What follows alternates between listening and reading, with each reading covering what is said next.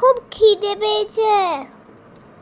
এই দেখো রুটি তৈরি করে ফেলেছি, এবার তরকারিটা করলেই হয়ে যাবে। রুটি?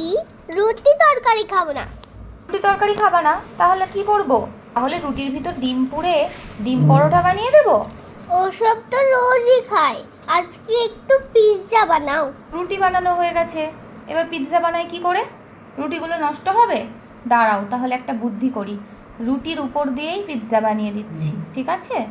এই দেখো তাওয়াতে একটা রুটি নিয়ে নিয়েছি, তার উপরে টমেটো সস ভালো করে লাগিয়ে নিলাম, তার উপরে বাড়িতে বানানো চিজ দিয়ে দিলাম, তার উপরে টমেটো স্লাইস, ক্যাপসিকামের স্লাইস, এরপরে দেবো পেঁয়াজের স্লাইস, আর উপর দিয়ে ছড়িয়ে দেব লবণ আর গোলমরিচ গুঁড়ো।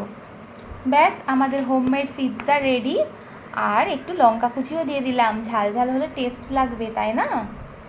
এবার এটাকে ঢেকে রাখবো কিছুক্ষণ, তাহলেই হয়ে যাবে, ভাপে ভাপে এগুলো নরম হয়ে যাবে সবজিগুলো, তখন দেখবে কত ভালো লাগে। রুটি পিৎজা, ওয়াও! হ্যাঁ, এটা রুটি পিৎজা, বাইরের পিৎজার মতো আনহেলদিও না, বাড়িতে বানানো একদম হেলদি পিৎজা। দাও দাও তাড়াতাড়ি। এই নাও চলে এসো। কেমন হয়েছে বলো কিন্তু। দারুণ টেস্টি।